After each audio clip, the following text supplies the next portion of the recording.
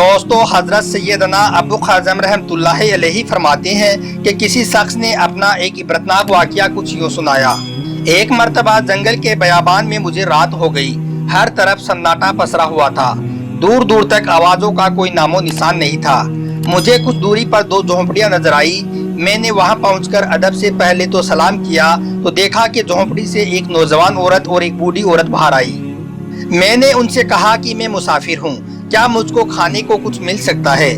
تو اس نوجوان عورت نے کہا کہ اللہ عزوجل کی قسم، اس ویران جنگل میں ہمارے پاس ایسی کوئی بھی چیز نہیں ہے جو ہم آپ کو کھانے کے لیے دے سکیں، اور نہ ہی ہمارے پاس کوئی حلال جانور ہے کہ جس کو ذبح کر کے آپ کی مہمان نوازی کر سکیں۔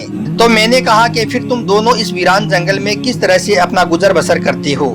تو اس پر انہوں نے کہا کہ اللہ کی ذات اور اللہ کے نیک بندوں اور مسافروں کے سارے ہی ہماری زندگی کے دن گزر رہے ہیں۔ یہ سن کر میں وہاں سے تھوڑی دور ایک جگہ پر گیا اور وہاں جا کر ٹھہر گیا۔ جب آدھی رات گزر گئی تو اچانک مجھے ایک طرف سے ایک گدھے کے چیخنے کی آواز سنائی دینے لگی۔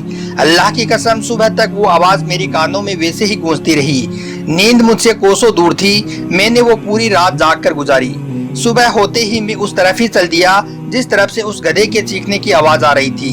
میں چلتے چلتے اس جگہ پر پہنچ گیا جہاں سے وہ آواز آ رہی تھی، تو میں نے وہاں ایک ایسا خوفناک منظر دیکھا جس کو دیکھ کر میں حیران اور پریشان ہو گیا۔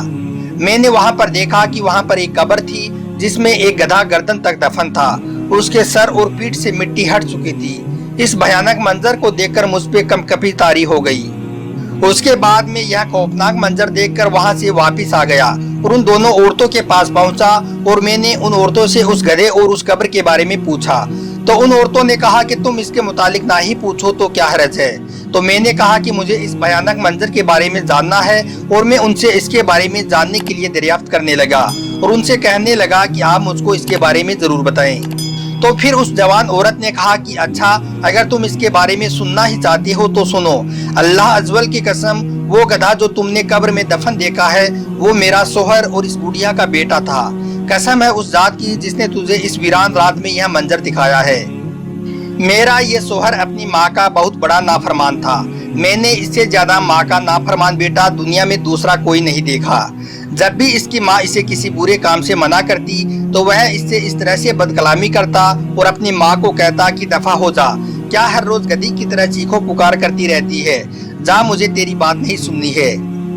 آخر کار اس دکھیاری ماں نے تنگ آ کر اس سے کہہ دیا کہ اللہ تعالیٰ تجھے گدھے کی طرح بنا دی۔ اس کے بعد ایک دن اچانک اس کی موت ہو گئی اور اپنی ماں کا یہ نافرمان بیٹا مر گیا اور ہم نے اسے وہاں پر لے جا کر دفن کر دیا۔ میرے پروردگار کی قسم، ہم نے اس ویران جنگل میں اسے جس دن سے دفنایا ہے اسی دن سے یہ گدھے کی شکل اختیار کر گیا۔ اپنی ماں کا نافرمان بیٹا، اپنی ماں کو گدھی کی طرح چیخنے والی کہنے والا، اب خود روزانہ اپنی قبر میں گدھے کی طرح چیختا رہتا ہے اور ہر رات یہ آواز اس کی قبر سے لوگوں کو سنائی دیتی ہے۔ تو دوستو، یہ ہے ماں باپ کی نافرمانی کرنے کا انجام۔ اللہ تعالیٰ ہم سب کو اپنے ماں باپ کی نافرمانی کرنے سے بچائی، اپنے والدین کی نافرمانی سے محفوظ رکھے۔ آمین، اللہم آمین۔ دوستو، کتنا بد نصیب ہوتا ہے وہ شخص جو اپنی ماں کو برا بھلا کہتا ہے، اور وہ بھی اس بات پر کہ اس کو برے کام سے اس کو منع کیوں کیا جا رہا ہے۔ ایسے نافرمانوں کا انجام بھی پھر ایسا ہی بھیانک ہوتا ہے۔ پھر ایسے لوگ زمانے کے لیے ایک عبرتناک قصہ بن کر رہ جاتے ہیں تاکہ پھر لوگ ان سے عبرت حاصل کر سکیں۔ دوستو، آپ نے ماں کی نافرمانی کرنے کا انجام تو اب سن لیا، اب آپ ماں کی خدمت کرنے کا اجر بھی سن لو۔ اللہ تعالیٰ ایسے شخص سے کتنا خوش ہوتا ہے جو اپنی بوڑھی ماں کی خدمت کرتا ہے، اس کی فرما برداری کرتا ہے۔ اب ہم آپ کو جو واقعہ یہاں پر بتانے والے ہیں، یہ واقعہ ہمارے پیارے نبی حضور صلی اللہ تعالی علیہ وسلم کے زمانے کا ہے۔ اس لیے اگر آپ نے ابھی تک اس ویڈیو کو لائک نہیں کیا ہے تو آپ سب سے پہلے اس کو لائک کر دیں، اور پھر نبی کریم صلی اللہ تعالی علیہ وسلم کی محبت میں اس واقعے کو بھی آخر تک ضرور سنیں۔ تو چلیے دوستو، شروع کرتے ہیں۔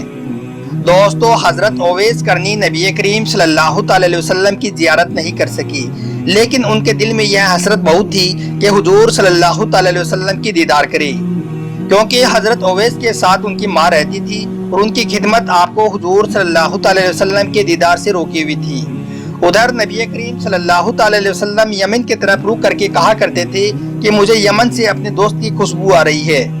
اس پر ایک مرتبہ ایک صحابی رضی اللہ تعالیٰ عنہ نے کہا یا رسول اللہ صلی اللہ علیہ وسلم آپ ان سے جب اتنی محبت کرتے ہیں اور وہ ہے کہ آپ سے ملنے بھی نہیں آئی، تو پیارے آقا صلی اللہ علیہ وسلم نے کہا کہ ان کی بوڑھی اور نابینا ماں ہے جس کی اویس بہت خدمت کرتا ہے اور اپنی ماں کو وہ اکیلا چھوڑ کر نہیں آ سکتا ہے۔